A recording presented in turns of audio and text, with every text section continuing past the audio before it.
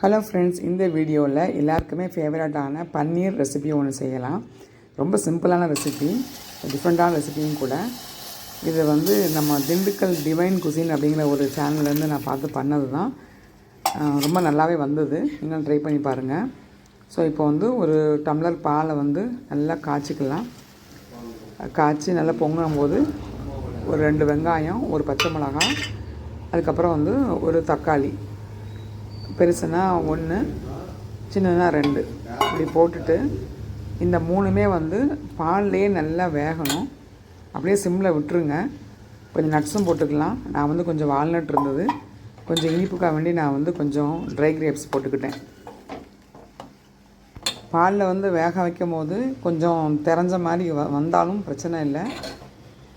நம்ம கொஞ்சமாக அப்படியே வந்தாலுமே அதை நம்ம மிக்சியில் போட்டு அரைக்க தான் போகிறோம். ஸோ அதை பற்றி யோசிக்க வேண்டாம். நல்லா அதிலே வெந்து நல்லா வத்தட்டும். இப்போ நம்ம இதை ஆறுனதுக்கப்புறமா ஒரு மிக்ஸி ஜாரில் எடுத்து வச்சுட்டு நல்லா மையாக அரைச்சி வச்சுக்கலாம். இப்போ ஒரு பாத்திரத்தில் ஒரு டேபிள் ஸ்பூன் எண்ணெய் விட்டுட்டு 1 ஸ்பூன் ஜீரகத்தை போட்டு பொரிஞ்ச உடனே இப்போ நம்ம அரைச்சி வச்ச அந்த விழுது வெங்காயம், தக்காளியெல்லாம் அரைச்சோம் இல்லையா, அதை எடுத்து அதில் ஊற்றிடலாம். இப்போ கொஞ்சம் மசாலா, கொஞ்சம் மஞ்சள் பொடி, ஒரு 1/2 ஸ்பூன் காரப்பொடி, கொஞ்சம் கரம் மசாலா.